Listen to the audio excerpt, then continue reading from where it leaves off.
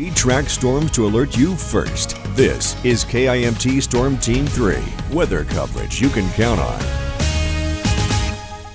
You're looking live at an incredible sight in the skies tonight as the so-called super flower moon rises over downtown Rochester, coinciding with a total lunar eclipse. The moon is highly visible right now in the western hemisphere in a reddish-brown view.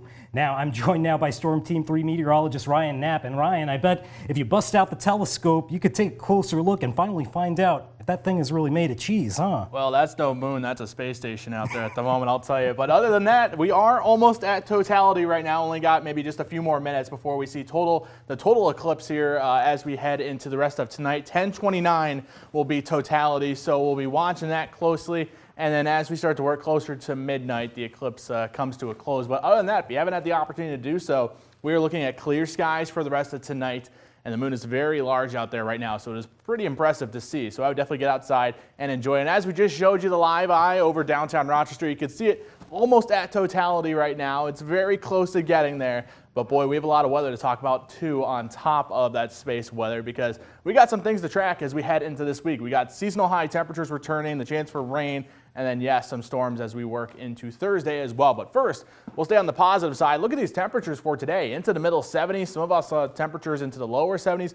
Mason City seeing a high temperature today of 76 degrees, so nice springtime temperatures, and it's all because of that cold front that moved through just the other day. That has allowed for us to see some cooler temperatures return, and we're going to kind of say goodbye to the 90s as we head into this week, unfortunately. And I know if you're a fan of the mid-90s and the heat indexes and the humidity, unfortunately, we're not going to be looking at that as we head into this week. We're going to see more of this here, especially as we work into tomorrow. Temperatures not too far off. And notice over the next 3 days here, our temperatures don't stray too far away from the average for this time of year, at least for Monday and Wednesday. We kind of have the odd duck in the forecast right here for Tuesday, where we drop by about 10 degrees back into the lower 60s, trending about 8 to 10 degrees below the average for this time of year.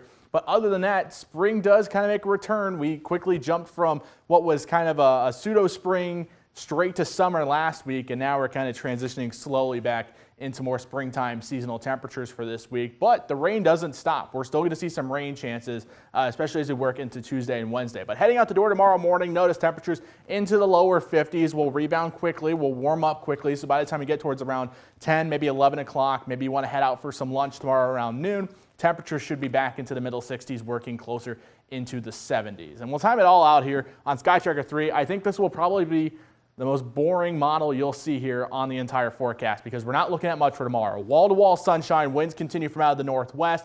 We'll see some clouds build in, however, once we work into the evening. So after the sun starts to set, or at least just before the sun sets, you'll see some of those clouds on the horizon slowly working in from the northwest. Notice our winds also transition to more northerly and out of the northeast as we head into the overnight, because once we work into early Tuesday morning and by around lunchtime, we could be tracking some showers as a fast-moving shortwave system will move across Minnesota and Iowa, bringing us the chance again for some showers as a cold front moves in from the north. So that's going to allow for temperatures to overall feel a little bit cooler across the area on Tuesday compared to what we'll see on Monday, as well as into Wednesday and Thursday. Now, speaking of Thursday, we are watching an area of interest that the Storm Prediction Center has outlined today. This is their Day 5 outlook, so this is kind of still pretty far in advance, but we are expecting to see some trends in the models pick up for maybe some storms across western Minnesota, drifting off towards the east and southeastern parts of Minnesota, as well as parts of North Iowa as well. And like I said, this is still pretty far in advance. This is for Thursday,